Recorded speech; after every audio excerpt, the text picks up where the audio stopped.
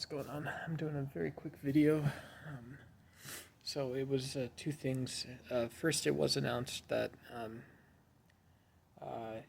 it was rumored but unconfirmed. Now it's confirmed that Hezbollah's second in command was also killed in an airstrike. The other news coming out of Israel, and especially in light of the recent security leaks, as well as more progressive volleys. Salvos of missiles coming into Israel, is who has been in leadership positions and what's the relationship between Hezbollah and Hamas leadership at this point in time, as well as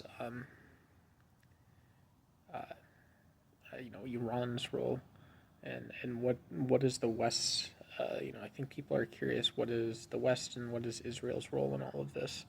So I would just say one thing. My only sort of take on this is that, when you have really unequal development, and alongside that you have Western nations with heavy demands, that you actually get quite a bit out of most of the time. Most people would agree. There's always this problematic nature where, through a chain of command, through any series of fortunate or conflict-oriented events, you have an appearance that things that may not be, might be nefarious, but they may not be that nefarious. It may just be normal nation states acting in a certain way. You end up with what do you call it? It's really difficult to tell what is what, and trying to, I would imagine we believe we have this common understanding of whose interests are what and all this other stuff. So just to me, the takeaway is that when aggression gets to the point where you're criminalizing entire political systems, that's challenging, and it's also again challenging when those political systems push out in a way which reinforces sort of the initial aspects of the aggression and the things that are really tough to agree on. And so that's one of the questions as well. Then is if we're sort of thinking about how this is operating, and maybe more pronounced, like the sort of a way to manage risk when you're in these types of situations is like I would say two things. One is, I would say that when you are when Blinken's in Israel and we're diplomatically sort of starting to re-engage, then one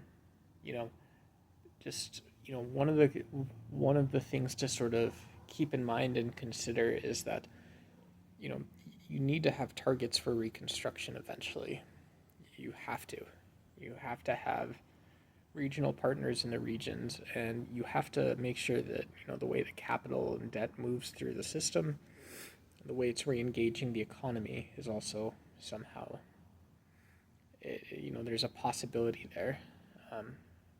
When there is not a possibility there, you always have to be more, this is like almost the double-edged sword of it, where you have to be more than just skeptical about, I don't know how to say this exactly. You have to be skeptical that you've ever gotten the correct people around the table in the first place.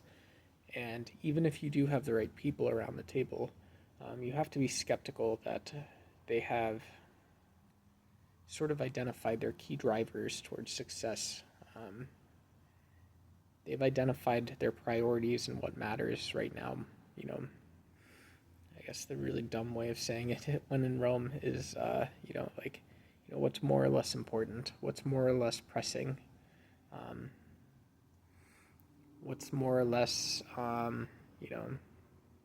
don't know. What's what's a strategy when you ain't got none? I don't know. I'm sure it's not true, but that's it.